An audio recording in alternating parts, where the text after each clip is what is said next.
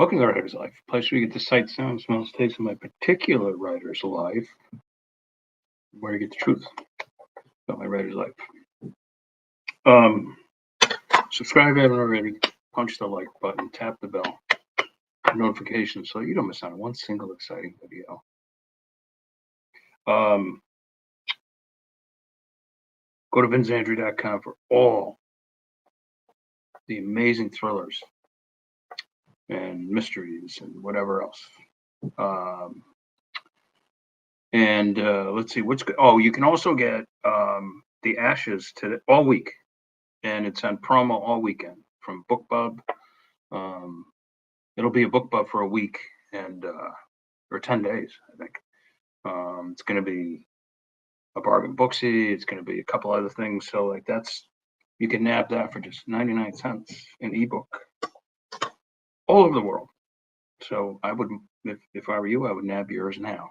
I'm going to definitely start in on the third book of that trilogy, finally. It's only been about 9 years, maybe, since The Ashes came out, I think. It goes so fast now. So it's time. But I was waiting until, like, the right idea hit me. Because The Remains and The Ashes are two of my best books. And like, I know I want it to be called The Bones, but, which is in line with the other titles, but I wasn't sure what how the plot was gonna, and normally I don't even think about plot, I just start writing, but in this case, I wanted to think it through a little bit more than I normally would, because I don't want to duplicate myself, and I think I have a decent plot lined up. I'm not gonna overthink it. I just want to get writing, and who knows how that plot will change and redevelop as I'm writing the book, how it'll morph, which is always a good thing and an exciting thing. And I don't want to think about an ending because I don't want to know the ending. John Irving once said, I think when he was at Breadloaf, when I was there too, he's like, I always start off knowing the ending and then I work my way to the ending. And I'm like, I remember even at that time when I was a neophyte, I was just kind of like, well, why would you want to know the ending? Why, like, then you're not surprised. Then the writing just becomes almost like more of a work of labor than love. So I don't know. For me, at least more of a literary guy. So, I have, aside from Permanence and a few short stories, I really haven't delved into the literary side of things. Literary, as in boring as fuck. Although I do like John Irving's books a lot, most of them. The one that took place in India, the son of the son of the son of the son of the son of the circus, with this guy Darawala. I couldn't get past like page 2. When he's introducing, that's what he was working on when I was at Breadloaf in '91. John Irving is notorious. I'm not a critic, believe me, and he's no one to criticize. The guy is just a genius, and he's made millions upon millions of dollars with just making shit up. And he's dyslexic, which, so that's kind of cool. Meaning it's not easy for him. But he's also a notorious, he drops information dropper right off the bat. And like in that book, The Son of a Son of a Son of a Circus, he's just dropping so much information at first that with all these Indian names and all that sort of stuff, that it was just, I couldn't get past page 2. I don't know if I still have it here. I sold it. But, so many books to read now that like don't waste your time on something that's just like keeping your attention. That's why my books keep your attention, even if you have a short attention span. So Friday, I think I've only come to you twice this week. I'm going to try to get back on the bandwagon next week. Next week is like teeth time. I got to have my teeth taken care of. And then I'm back for more tests with my cardiologist, probably, because we didn't finish, because we got interrupted by something very interesting. But it's nothing, it's no emergency, and it's probably cured at this point, but it is actually. But anyway, So listen to this. I lost like 20 pounds this winter, and I attributed it to having cut down on the alcohol, and I went to intermittent fasting, which ends up being like just 2 meals a day, basically. Even though I would gorge on that last meal. So I'm like, it's just got to be that, right? However, I took a really bad ski fall, I think early January, and I went out for a run like 2 days later, and I found I couldn't run more than like 200 feet without having to stop to catch a breath.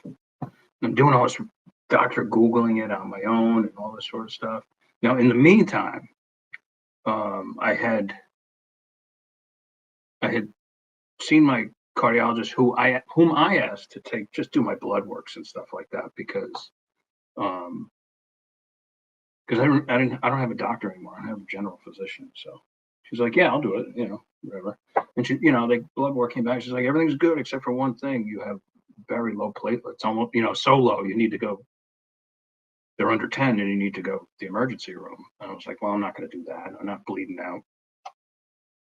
So anyway, she hooks me up with a doctor, another specialist, and they're like, and I'm like, well, to be honest, I'm going to Europe like pretty quick for a few months. Can I, what do you suggest? And they're like, I go to Europe. Usually this stuff takes care of itself.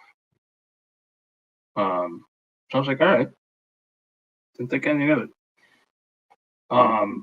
I'm starting to, at the same time, I'm starting to feel like bronchial all the time, and I'm exhausted. Like I'll run, but I'll walk, and then I'll come home and lift. By the time I'm done with my workout, like I'm ready for bed again. That's not like me. I'm like Mr. High Energy. In fact, my kids think I'm like crazy, because I am. But so okay, I go through. I'm still skiing and stuff like that. I go to Europe, and I'm just living like this, right? I get off the plane for Europe, and about a week later, I've got this really bad fever and all this sort of stuff, and coughing up a lung. And every morning I'm coughing up a lung, every morning, to the point where I'm almost like pulling my back out. Okay,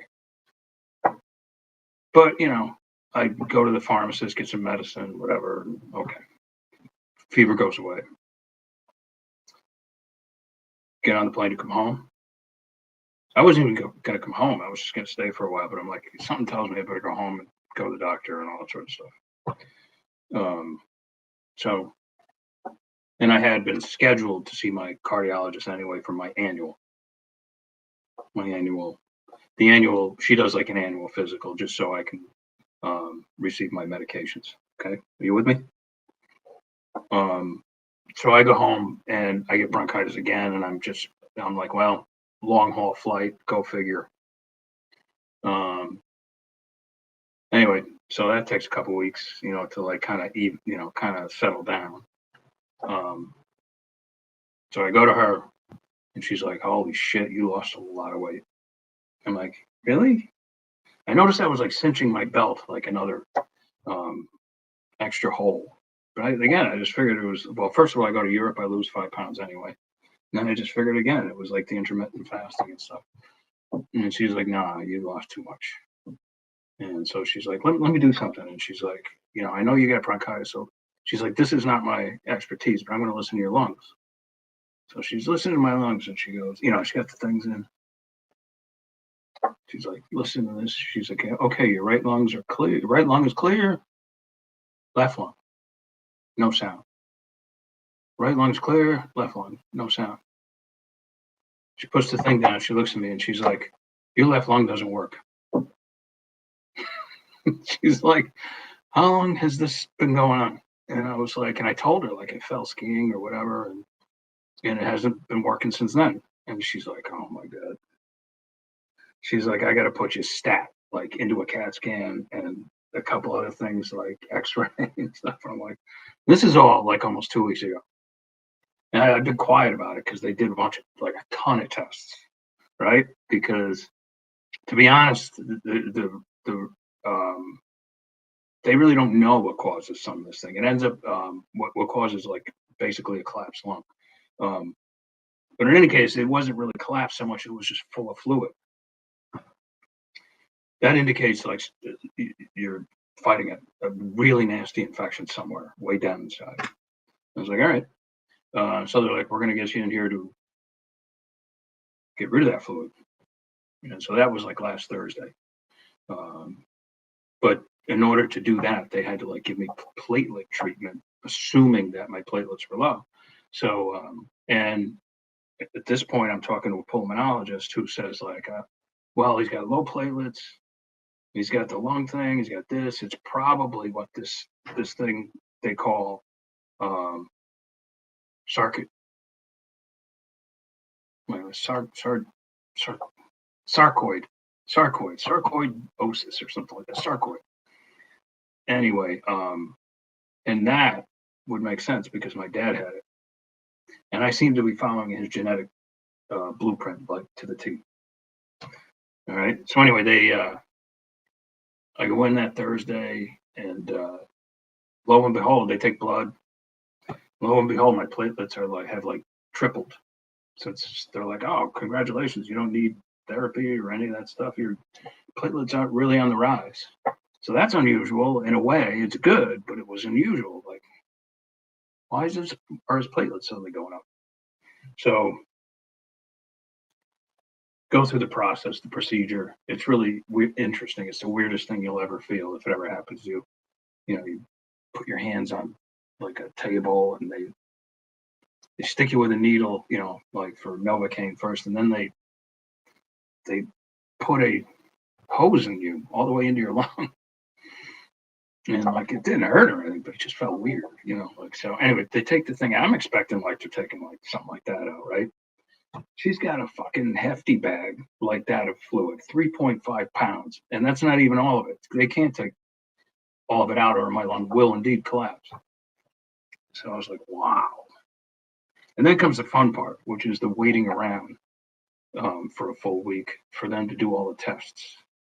Because it could be anything from the fall I took skiing to COVID to there could be a tumor down there, or they could, you know, like you don't know what it is. And so that they just weren't seeing or something like that.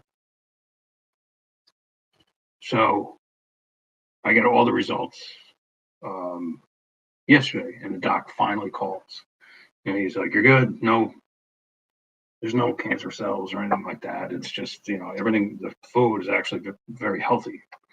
So I'm like, so what caused it? He's like, I don't know. We have to do a few more tests. Oh my God, great. But that was good news. And he's like, and I'm like, he's like, just keep working out and stuff like that. And that'll help you get back into shape and stuff like that. And he's like, he'll probably put a few pounds back on. I already have. Everybody says my color's back. My energy is definitely back.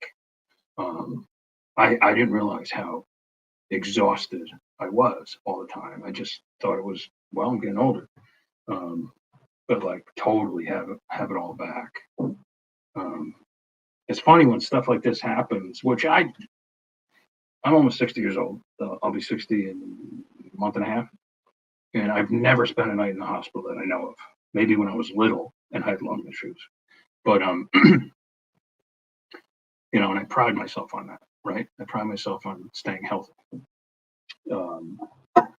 So I'm like, what is it? I said again to the doc, and he's like, I don't know. He's like, it's like a used car. Eventually, things start breaking down.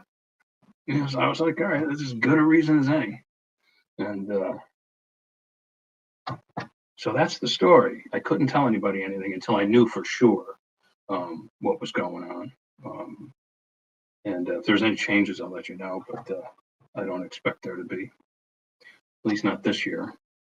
And the heart stuff is looking good too. So knock on wood. Anyway, but I'm following right after Dad's footsteps in almost everything because he did say, I think again, I still believe it's sarcoid. And how do you treat it?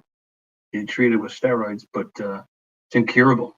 You can live with it forever, but I don't even know how to define it. Other than like lower platelet count along with, I don't know, whatever.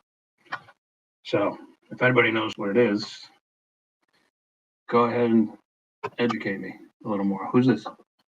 Hey, Wayne, sarcoidosis. There you go. That's my editor. Taking care of me even now. Yeah, you ever heard of it? I mean, you've heard of it, obviously, Wayne, but do you know what it is? Because I certainly don't. I feel too good for it. I guess it's genetic. Go figure.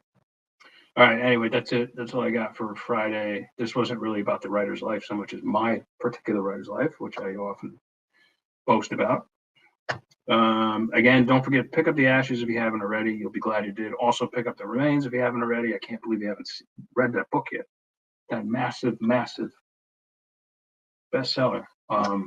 And I will be starting the third very soon. And Wayne's going to get, speaking of Wayne, he's going to be getting White Wedding, the new Jack Marconi PI novel. Jack Marconi being my very first PI. And cover is done, but they're making some edits to it. And so that'll be out next week. All right, what's Wayne saying? Oh, sarcoidosis actually almost goes away on its own.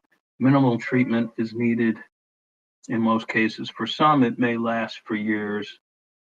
And it can lead to organ damage, and I guess it can even lead to blindness, which would not be good for my business. Other things lead to blindness too, but we won't talk about them here. Seeing as this is a family show. All right. I will talk to you guys probably Sunday, something like that. Next week, we'll start having some guests again. Ciao, ciao.